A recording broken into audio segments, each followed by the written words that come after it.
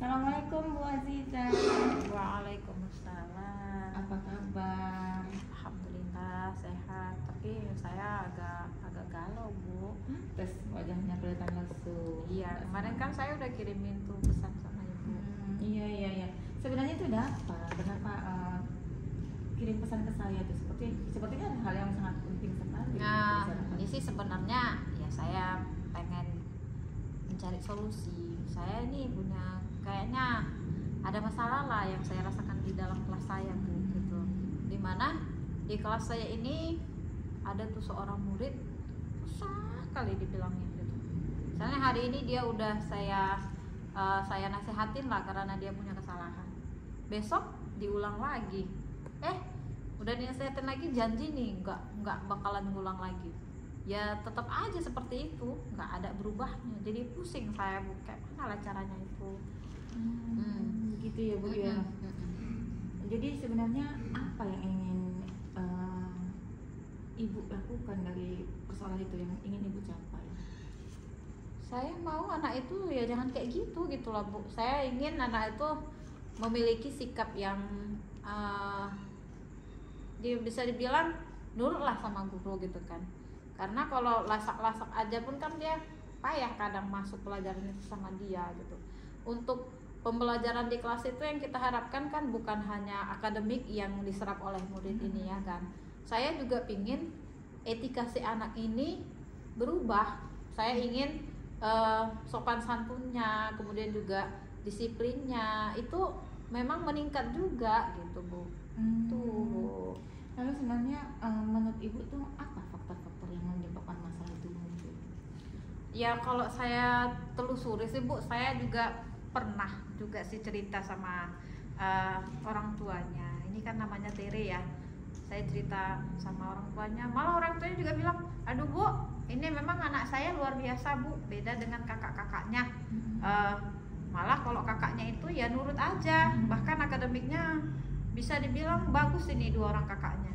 Nah, kalau yang saya simpulkan sih sebenarnya ini juga faktor ini ya, pola asuh orang tua, di mana si Tere ini adalah anak yang paling kecil, anak bungsu gitu. Jadi bisa dibilang dia memperoleh perlakuan istimewa dalam keluarganya, sehingga ya dalam bersosialisasi dengan guru pun ya dilakukannya seperti bagaimana dia dengan orang tuanya di rumah gitu. Padahal kan beda ya Bu ya. Ya kalau orang tua ya mungkin bisalah menuruti apa kemauan dia gitu kan. Wah, kalau saya kan memiliki banyak siswa gitu, nggak mungkin saya hanya fokus kepada dia gitu. Jadi saya selalu berusaha membuat siswa-siswa yang ada di kelas itu sama dia posisinya gitu. Saya nggak pilih kasih, nggak hanya satu orang istimewa yang lain itu anak-anak tiri gitu, enggak, saya selalu menyamakan gitu. Jadi dari kesemua siswa saya memang dia inilah yang paling susah saya rasa untuk merubahnya. Ini kan udah hampir 1 semester gitu kan, dari awal sampai sekarang masih seperti itu juga gitu Bu. Oh begitu ya Bu. Lalu sebenarnya menurut Ibu apa faktor-faktor yang bisa membuat masalah itu hilang? Mungkin ya kalau saya pikir-pikir, saya juga melakukan refleksi terhadap kegiatan yang sudah kami lakukan di kelas gitu.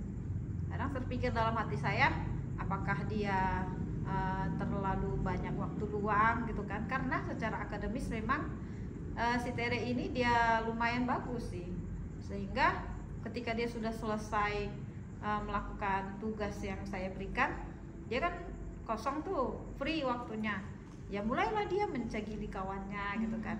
Nah saya terpikir saya akan memberikan mungkin kegiatan tambahan ya, supaya dia sibuk gitu, jadi nggak gangguin temannya gitu.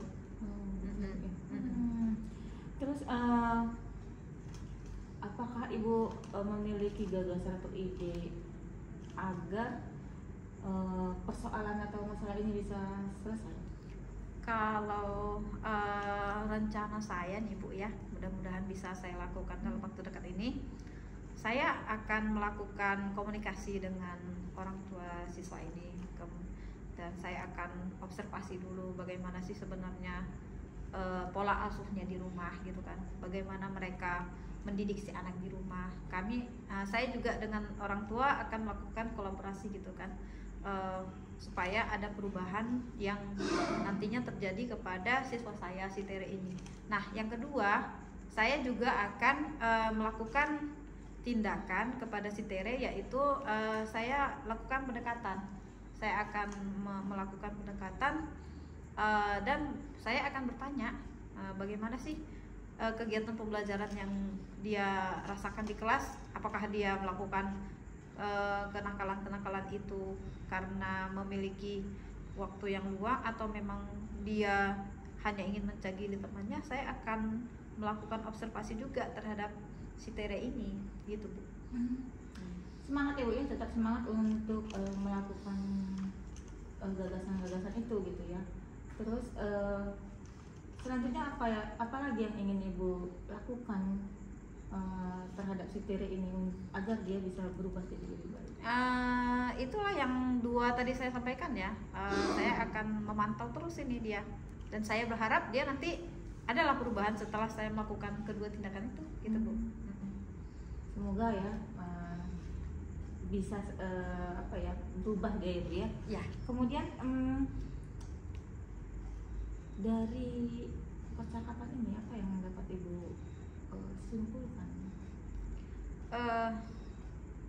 Saya setelah Ibu lakukan coaching seperti ini, saya menyimpulkan bahwa permasalahan ini mungkin adalah hal yang bisa diselesaikan gitu ya, dan penyelesaiannya itu bisa hadir dari diri saya sendiri, tinggal saya nanti pelaksanaan tindak lanjutnya, gitu Bu.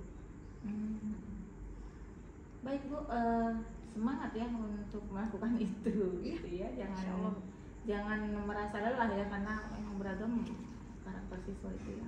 Iya, tentu Bu. Selanjutnya apakah ada lagi yang bisa saya bantu Bu? Mungkin nanti kalau setelah saya melakukan tindakan itu, saya juga nanti minta tolong sama Ibu gitu kan. Mana tahu nanti si Tere ini susah saya nasihati, bisa tolong Ibu nasihati dia ya Bu ya. Baik. Bantu saya ya Bu. Baik. Mudah-mudahan dia bisa berubah ya kan.